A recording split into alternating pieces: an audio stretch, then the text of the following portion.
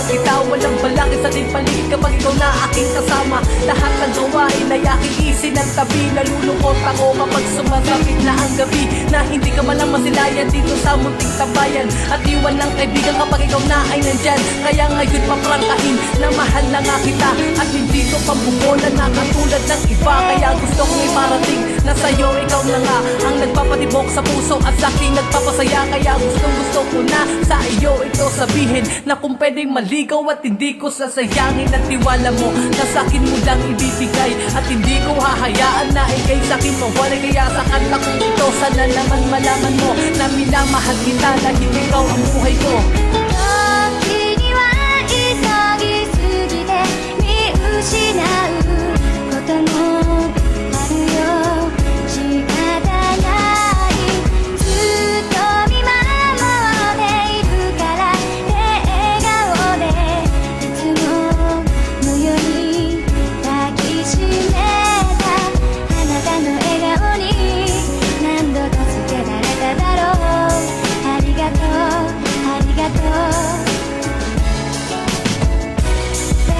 Noong walang muang, biglaan ko nakilalang binibining kababata at hindi inaasahang natalisod sa bangin. Nahulog ng dahan-dahang kaibigang salita at kailangan tangan-tangan, subalit dikit pa ron ang nararamdaman sa'yo. Huwag mo sanang pagkait, naway marapatin mo. Nais kong ipabatid nang sa'yo maihatid. Kininto ang kumpuso, subalit ay kapatid lamang ng turing mo sa'kin. Buong akala mo ay akin lamang wawasakin ang ating pinagdaanan sa mahabang panahon. Ang lihim na pagtingin ay akin lang ikinahon, ibinahon sa lupa ng kusa. Kung sakaling magbago ang isip mo ay baka sakaling tayo ang magkatuluyan sa bandang huli. Mahal kita kaya sana'y huwag mag-atubili. Mahal kong kaibigan tayo hanggang sa muli.